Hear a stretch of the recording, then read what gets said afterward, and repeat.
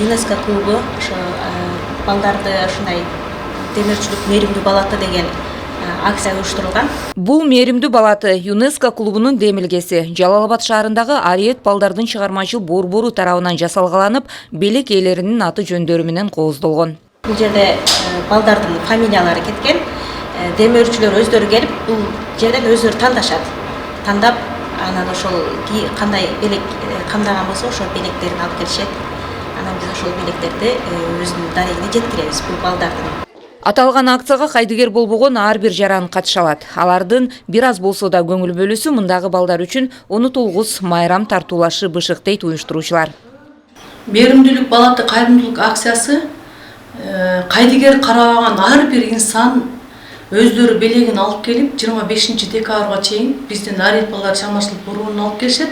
Өзгөчөлүгү ушул үйдө жаткан балдар болсун, мейли ал ата-эненин кароосунан калган балдар болсун, биз аларга жакшынакай концерт программасы тартылап, ошону менен бирге аларга алып келген инсандардын белектерин беребиз.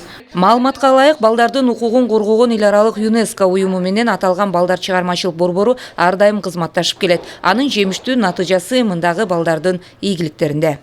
Бул биз үчүн абдан чоң сыймык. Анткени эл аралык конкурстарга биз көбүнчө ушул клуб ЮНЕСКОнун атынан катышабыз. Ал жерде мүмкүнчүлүк, эгерде биз кандайдыр бир төлөмдөрү бар болгон болсо, биз клуб ЮНЕСКО үчүн биз ал төлөмдөрдү төлөбөйбүз. Мына жакында эле ушул скөл балдардын көзү менен скөл досторун чакырат. Жайында өткөн конкурстарда 36 окуучуну барып келишти. Бул жерде төлөмдөрүн биз төлөгөн жокпуз. Андан сырткары Казакстанда өткөн онлайн конкурска да катышып, биз биринчи орундарга жетишип, акчалай сыйлыктарга жетише алдык.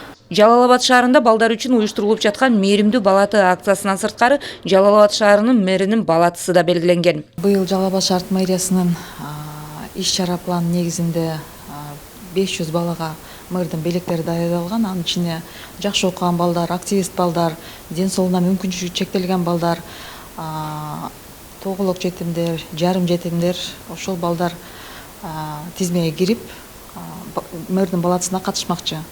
Мэрдин балатысы буюрса 27 декабрь күнү Жалал-Абад шаарындагы Барпы драма театрында өтмөкчү.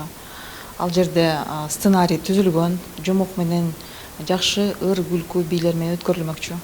Ал эми мээримдүү балаты акциясына кайдыгер карабагандар үчүн 25 декабрга чейин Ариет балдар чыгармачылык борборунун эшиги ачык.